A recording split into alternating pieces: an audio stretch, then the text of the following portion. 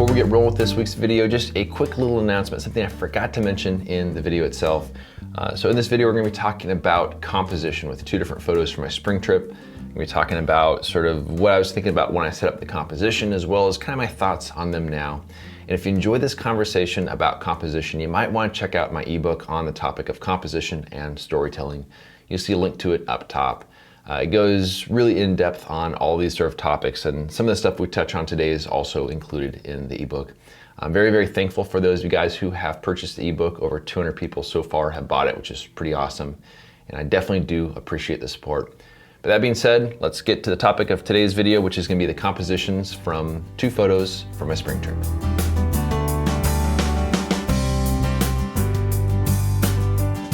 What is going on, everyone? So I recently got back from a summer camping trip with my wife, and I'll have more details about that later on. It was kind of a cool trip and kind of getting away from photography, which is kind of nice. But now I'm back, and I kind of want to go through the photos I really like from the spring trip and talk about the compositions, talk about the thought process that went into them, and sort of the experience of shooting them compared to the final results and kind of what I learned from the whole thing. So out of the trip, there was the trip up to the Redwoods, as well as a trip to Utah for the very short backpacking trip. I ended up with two photos I really like, and these are both photos that will appear in my 2019 portfolio box set. This is the first one, the one from the Redwoods, and then this one right here is the one from the backpacking trip. So we're gonna talk about these photos, we're gonna talk about the compositions and kind of what was going through my mind, as well as kind of my reaction to them now, because it's been a couple months or so since these photos were taken, and so I have kind of a little bit of a different perspective now that I've been kind of separated from the trip. So let's start with this photo right here. So I shot this kind of midway through the Redwoods trip, and this was one of the very few moments I had some nice fog there. Now, what's interesting is I have some observations about this photo and this composition and stuff I did not notice at the time, because it's sort of a different mentality when setting up the photo versus kind of reviewing it after the fact. So what attracted me to this scene was this really nice light colored tree here, because it stood out from all the other trees. Oftentimes in the forest environments, everything kind of looks the same. But what was really cool about this scene is you had so many different sorts of trees, different textures, shapes, and different lighting on the different trees. And so that's something that definitely caught my eye when I looked at this scene. And I really wanted to place emphasis on this main tree right here, because it really sort of commands respect from all the other trees that are in there. It's a little bit of a lighter color, which means it's going to attract your eye a little bit more. It's a little bit of a warmer color, which also attracts the eye a little bit more, because if you have a warmer colored subject, it kind of moves forward in the composition, and then cooler tones have a tendency to kind of retreat a little bit. So in this case, by placing that tree right in the middle, it kind of puts emphasis right on that tree where I'm telling the viewer, hey, this is the main subject for here. And I think it works out pretty well in this case. So I used a normal lens. When I set in this composition, I honestly didn't notice the specifics of all of the other trees in there. The only thing I looked at was this middle tree.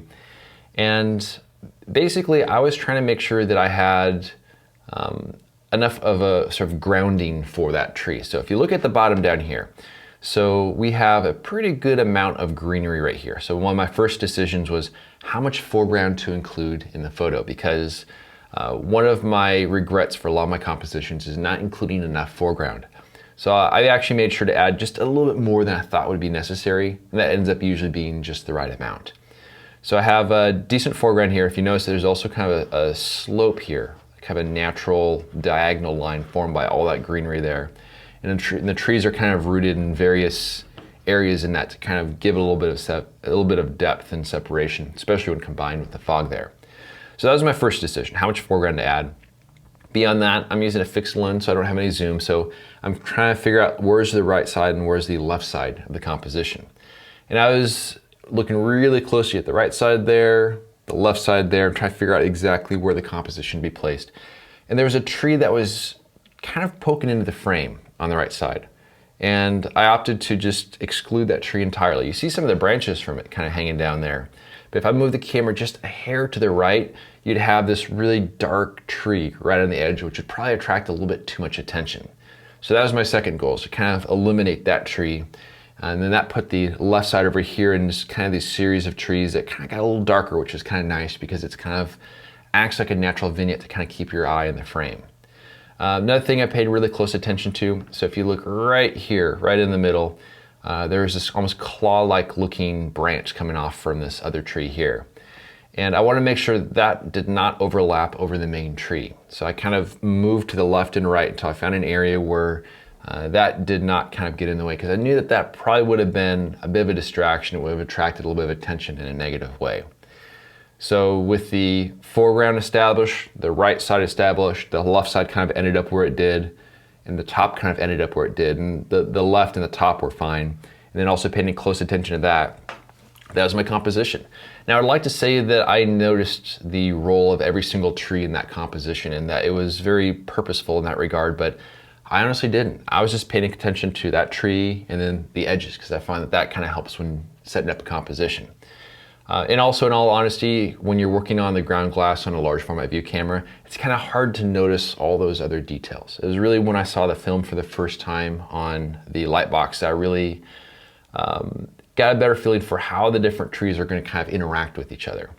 And that's one of the things I really like about this photo, because unlike some forest scenes where all the trees kind of look the same, here you have, it's almost like a theatrical arrangement where each tree is kind of different. They all kind of have a purpose here. So you have the main tree here, which is the star of the show. Then you have this tree off to the side, which is a younger, smaller tree. It's not particularly a pretty looking tree, but it does kind of add to the storytelling aspect of the photo, having these two next to each other, which is kind of nice. A little bit of a contrast there.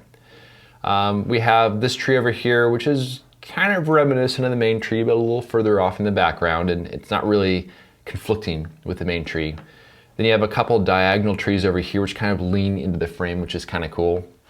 This one has some really nice light on the branches. They're kind of a nice soft light. And all the branches are on the left side, where again, it's kind of directing towards the middle of the composition. Then you have a cluster of some other trees over here, which aren't catching a lot of light, which allows them to kind of stand back a little bit in the composition and not really interfere too much, not distract from the main tree, even though this tree over here is about the same size as that main tree. And then over here on the far right side, there's another nice tree back there, kind of covered in the branches, a little bit of light hitting on the side, which again kind of pulls your eye kind of towards the middle of the composition, which is kind of nice. If we look over here on the left side, so we have kind of a cluster of these dark trees over here, and it kind of acts as a natural vignette. They all kind of blend together, they're kind of tied together by all these branches over here. And it kind of, again, kind of pulls your eye towards the middle of the composition, because your eyes can go towards sort of light subjects. So I really like the harmony of this photo and how every tree kind of has a purpose for the composition. And I started noticing some other sort of visual trends, I guess you'd say, with the photo. There's kind of an interesting spiral sort of pattern that goes on. So if you look at these branches right here, this kind of spirals kind of up and around, and then kind of loops around, and then catches this diagonal here, which kind of keeps the eye kind of moving through the composition. Now, I'd like to say that I noticed this when I set up the photo. I'd like to say that I noticed all the trees and had very precision placement for every single one of them, but I didn't. I was really just paying attention to that main tree, the foreground, and especially the right edge, and everything else kind of fell into place. And I think a lot of that's because that scene looked pretty good to my eyes as I was standing there, and I figured if I can just balance the edges, everything else kind of works together. And it really did. So I was really happy with the way that that one turned out. And this is one where I definitely look forward to printing quite large, because I'm really happy with the decisions that I made on this particular photo. All right, now let's take a look at the photo I shot from the backpacking trip. And it was certainly a very interesting trip. And if any of you guys have not seen the video journal from that trip, I'll link to it up above. But yeah, pretty crazy trip. But this is a scene that I've really wanted to photograph for a few years now. I remember the first time I hiked into this canyon, I saw this tree, and I love the shape of it, but I had a really hard time trying to find a composition on it. I tried last year, but I couldn't quite get it to turn out quite right. And this time I had a slightly wider angle lens, which really was what allowed me to get the photo I was going for. Because I really wanted to get a vertical composition of the scene, because it really places emphasis on the trunk of this tree right here. And there's two other trees, they're kind of smaller trees, but just one's off to the left, one's off to the right. I have to kind of shoot just between the two of them. And I tried doing a horizontal composition, because that's normally what I kind of want to do for a scene, but It just didn't work out too well, but the vertical definitely was quite decent for this location. So in all reality, I was kind of rushed when I set up this photo because I didn't know how long the window of light was going to be good for this scene. I photographed this kind of pretty early in the morning because I knew from years past that as the sun comes up, you get some direct sunlight hitting that wall in the background, and then you just get this really harsh light. It's really hard to work with. So I hiked in there, set up my camera, and found a composition pretty fast, and thankfully the lens I brought along this time just allowed me to frame it exactly the way I wanted to. There's a couple things here that proved to be a little bit of a challenge, but I think I'm pretty happy with the way it worked out. One of the things is the way that the tree over here drops back behind this rock wall. Now, normally something like that is going to attract a lot of attention. Your eye is going to get sucked right to the area because you get this conflict, you get this point of contention between this rock wall and this tree. And when I was trying to find a composition for the scene, if you kind of walk through the whole scene, you find that there's actually never a view where that tree is completely shown. It's always going to be chopped off because that branch just keeps going and going and going, just soaking up all the light in that corner of the canyon. But what I kind of learned now that I'm looking at the photo is that having the tree get chopped off is actually kind of cool because it gives a sense of depth. It gives a sense of layers. It tells you that that tree is back behind this rock wall, which kind of adds to the illusion of sort of a three-dimensionality a little bit. So I'm happy with the way that turned out. And I was also really happy that it was really calm that morning. There really wasn't any wind because the shutter speeds end up being pretty long, and otherwise the leaves are just kind of blown around in the wind. This canyon is pretty cool because you have all this grass and all this greenery down there, which is not super common for kind of a narrow slot canyon to have something like that. One of the regrets I often have when it comes to my compositions is not including enough foreground. So much so that I now kind of go out of my way to add more foreground than I think is necessary because by the time I see that photo on the computer, then it kind of ends up being the right amount. So that's what I did here. I added more foreground than I thought I needed. But even as I'm looking at this right now, I wouldn't mind having even just a little bit more, just a tiny bit more on the bottom to work with. That being said, that might not be entirely possible because if I do that, I lose a little bit of space up top. And I'm also trying to balance basically between the left and the right there, and also the top of the tree and the top of the composition. And the other way of doing that would be to back up just a little bit, but then those trees kind of start creeping into view. So all in all, I think I kind of did pretty well with the decisions that I made. A couple other kind of things here. So the eye is attracted to bright areas, and that's one of the reasons why I really wanted to photograph this tree at this time of day, because this back wall is catching some light, and then over here on the left side, that wall is really, really dark. So that kind of adds to the sense of depth, in addition to the fact that the tree is kind of chopped off there. There's some other things too. There's a little bit of kind of motion within this scene, not like motion as far as like things moving during the exposure, but sort of visual motion. Kind of like sort of the spiral I mentioned in the Redwoods photo, there's also something going on here too. So if you look at the trunk, it kind of comes up, kind of bends around, and there's also a little bit of a line that kind of matches up with it over here on the left side.